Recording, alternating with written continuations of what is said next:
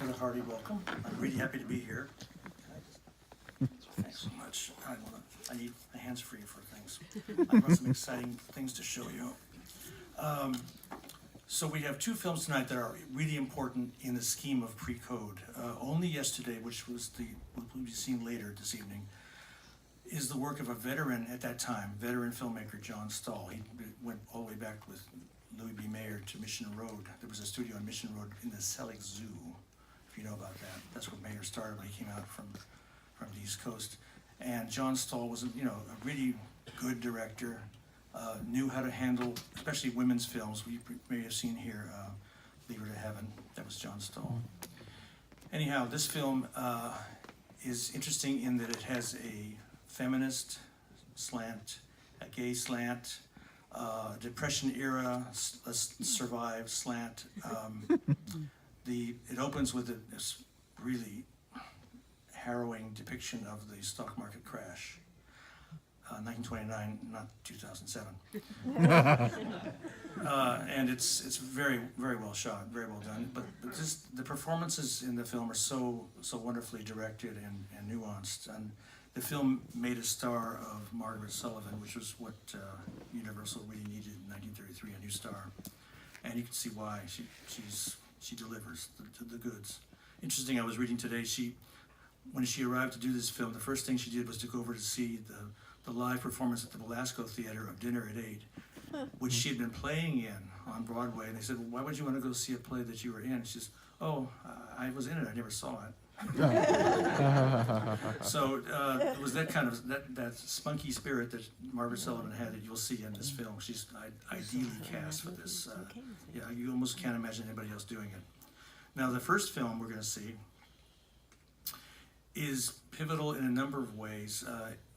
After doing the research on the DeMille book that I did with Cecilia DeMille Presley for Running Press, and the research on this book, I really have come to believe that as much as we had in 1932, the sound film really came together.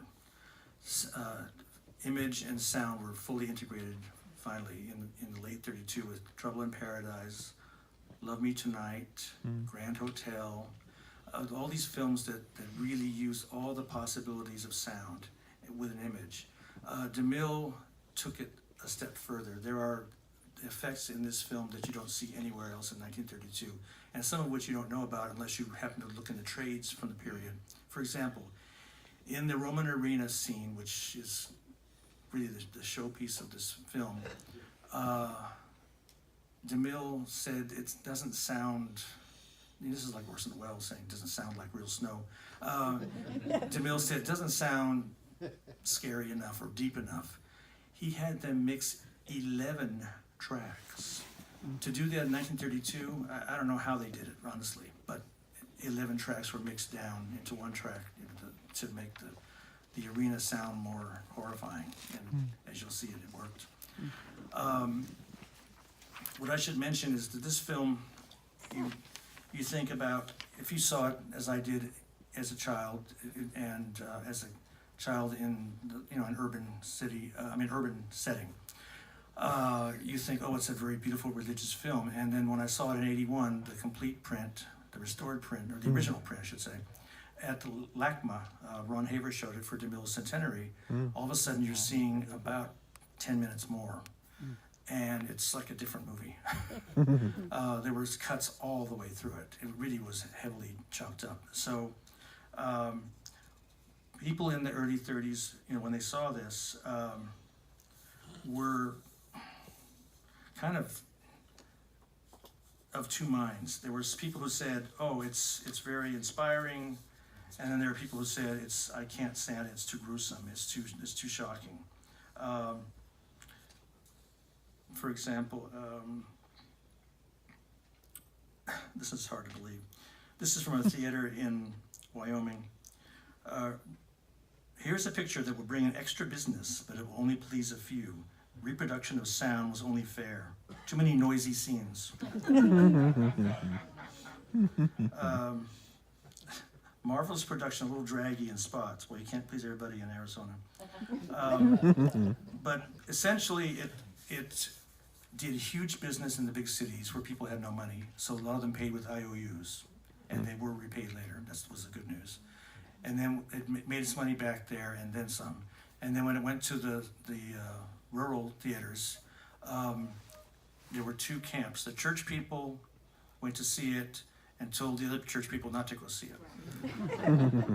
And then some theaters said they had never done better business, and some theaters said people stayed away because they had heard about the gruesome scenes.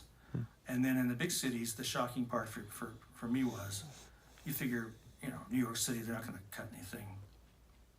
Between its first engagement at the Rialto and the second engagement in New York City, they trimmed all the scenes in the arena. The alligators and this and that. Anyways, so if you talk about pre-code movies, who really saw a complete pre-code movie?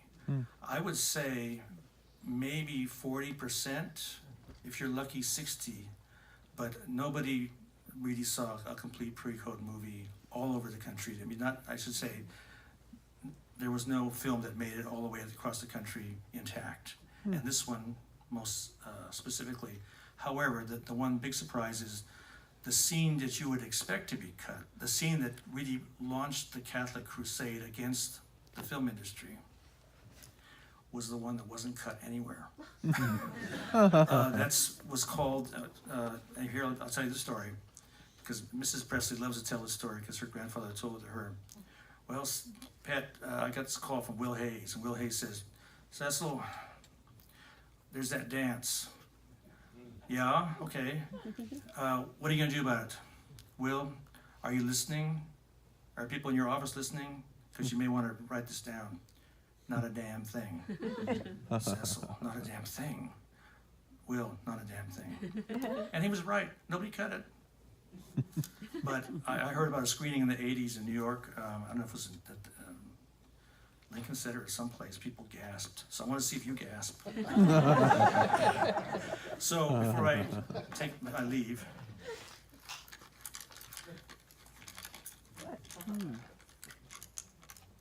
this is an original prop lent to me by Mrs. Presley, the Cecil B. DeMille Foundation. And you'll see this in an over-the-shoulder shot in the arena scene.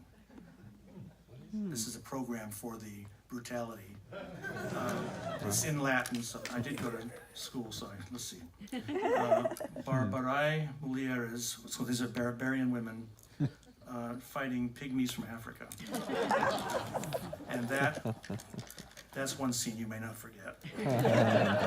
Because that's the one that caused women to faint, people to throw up, and that's the scene. So, you've got two things awaiting you, the lesbian dance and the pygmies.